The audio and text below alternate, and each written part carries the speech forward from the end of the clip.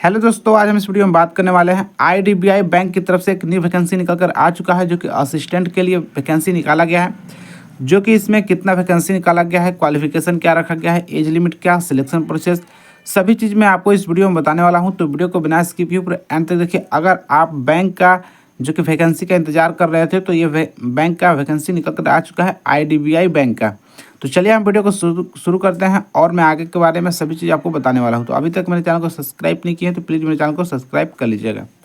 जो कि यहाँ पे देखिए, ये बैंक जो कि आईडीबीआई बैंक की तरफ से वैकेंसी ये निकला हुआ है। आगे चलिए मैं इसके बारे में सभी चीज़ आपको बताते हैं। तो यहाँ पे देखिए, ये नोटिस जो कि विज्ञापन संख्या यहाँ पे देखिए 3/25/26 यहाँ पे दिया गया है। और रिक्वायरमेंट जूनियर असिस्टेंट मैनेजर यानी कि ग्रेड ओ के लिए वैकेंसी निकाला गया है। जो कि bank IDBI bank private limited की तरफ से वैकेंसी निकाला गया है। ऑनलाइन फॉर्म अप्लाई होगा। इसमें यहाँ पे देखिए, पोस्ट नाम आपका जूनियर असिस्टेंट मैनेजर ग्रेड ओ के लिए वैकेंसी निकाला गया। यह पोस्ट का नाम यहाँ पे दिया गया है। आगे चलिए मैं आपको सभी चीज़ आपको बताने वाला हूँ और सभी डिटेल आपको हम देंगे। तो यहाँ पे देखिए, details of the vacancy detail की बात करें तो यहाँ पे देख लीजिए। मैंने आपको पोस्ट नाम तो बता दिया हूँ कि असिस्टेंट के लिए वैकेंसी निकाला गया है। टोटल पोस्ट 676 है। और जनरल का यहाँ पे 271, एसी के 140, एसटी के 74, ओबीसी के 124 और ईडब्ल्यूएस का 67। और यहाँ पे देखिए, जो कि पीडब्ल्यूबीडी में आते हैं, इन लोग के लिए वीएच के लिए यहाँ पे देखिए 8 है, एचएच के लिए 7 है, ओएच के लिए यहाँ पे 8 है और एमडीआईडी के लिए 8 है। तो इस प्रकार से आपका वैकेंसी डिटेल्स है।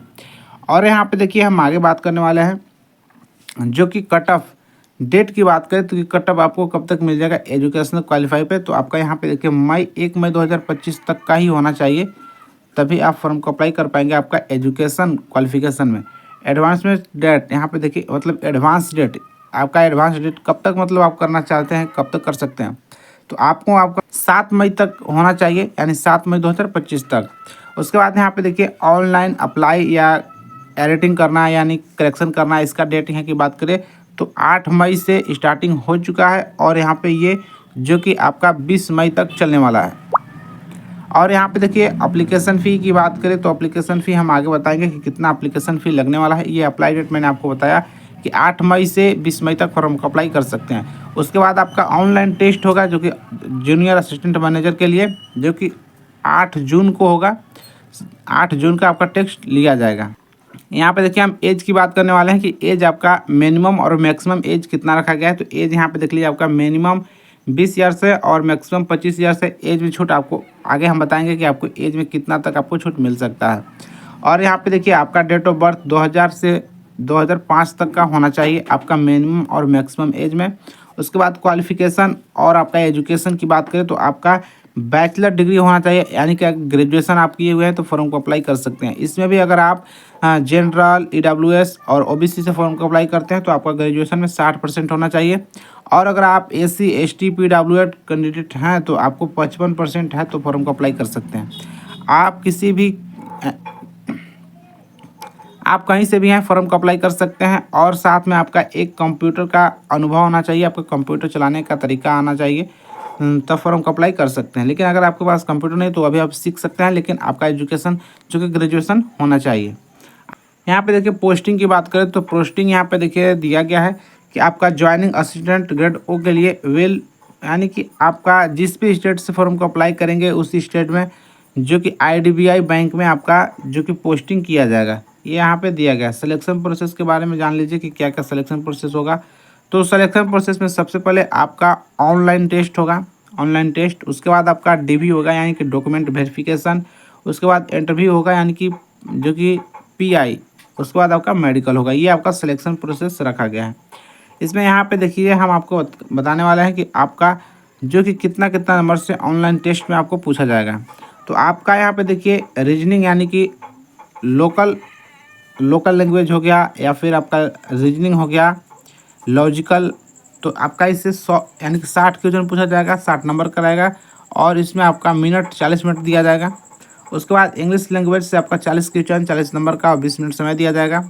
उसके बाद क्वांटिटेटिव अपडेट से आपका 40 क्वेश्चन, 40 अंक का 35 मिनट समय दिया जाएगा। उसके बाद जनरल हो गया, इकोनॉमिक्स, कंप्यूटर, इससे आपका 60 क्वेश्चन, 60 नंबर का 25 मिनट समय दिया जाएगा। तो इस प्रकार से आपका जो कि ऑनलाइन टेस्ट का जो कि आपका सिलेबस रहा। इस प्रकार से आपका एग्ज़ाम होगा, इतना ऐसे सब्जेक्ट से आपका एग्ज़ाम होगा।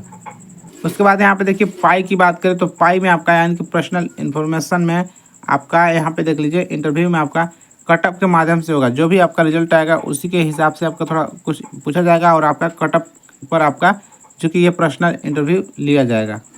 एज लिमिट की बात करें, मैंने आपको बताया था कि एज लिमिट में छूट कितना कितना मिलेगा, तो ये मैं आपको बता दे रहा हूँ। यहाँ पे देख लीजिए आपका अगर आप SC ST से आते हैं तो आपको 5 साल का छूट मिलेगा, और अगर आप OBC से आते हैं तो आपको बैकवर्ड क्लास नॉन क्रीमी लेवर आपका जो कि होना चाहिए प्रमाण पत्र, और 3 साल का छूट मिलेगा। और यहाँ पे अगर आप विकलांग आते हैं या फिर आप किसी भी प्रकार के बैक बेंचर से आते हैं तो आपको 10 साल का छूट दिया जाएगा। अगर आप इस सर्विसमैन या फिर सेनानी का नाती पोता है तो आपको 5 साल का छूट दिया जाएगा। अप्लीकेशन फ़ी की बात करें तो अप्लीकेशन फ़ी यहाँ पे देख लीजिए आपका अगर आप SC ST PWBT से अगर आते हैं तो आपको 250 चार्ज लगेगा, 250 आपका चार्ज लगेगा। और आपका यहाँ पे जो कि 250 चार्ज लगेगा। और यहाँ पे नीचे देखिए यानी कि ऑल के लिए भी यहाँ पे देखिए 1050 दिया गया है। और यहाँ पे देखिए यानी कि आपका SC ST PWS को आपको 250 लगेगा, और बाकी जितना इधर कैटेगरी बचे सभी का 1050 रुपया लगेगा।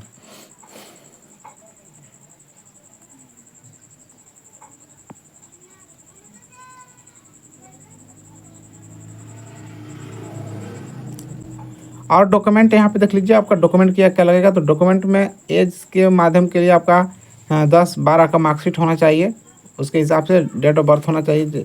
और क्वालिफिकेशन में आपका जो कि हाई स्कूल इंटरमीडिएट का मार्कशीट होना चाहिए, या क्लास 10 का या फिर ग्रेजुएशन। हाँ, ऑल सेमेस्टर विस यानी सभी सेमेस्टर का। और कास्ट आपका जो कि आपका सेंट्रल का बना होना चाहिए कास्ट सर्टिफिकेट, तभी आपका चलेगा, नहीं तो नहीं चलेगा। किसी भी कैटेगरी होगा SC ST NCL EWS OBC किसी का भी आपका सेंट्रल का जो कि कास्ट सर्टिफिकेट होना चाहिए। तो इस प्रकार से मैंने आपको इस वैकेंसी के बारे में सर्च बताया। अगर आपको मन में कोई भी डाउट हो तो मुझे कमेंट के माध्यम से बता सकते हैं।